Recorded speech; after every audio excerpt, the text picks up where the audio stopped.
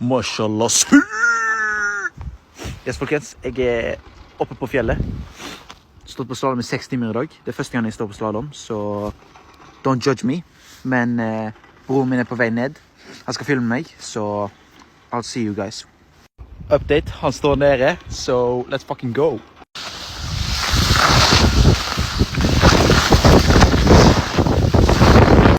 Jeg er halvveis. 50% to go. Update, broren min er klar til å filme. Han er, skal vi se, der. So let's do an update. Helm check. Glasses on. Ready to go. Jeg skal være helt ærlig. Jeg holder på å bli så meg. Han står der. Så let's go, folkens. Hvis jeg ikke ser dere, I love you all. Egentlig ikke, men ja.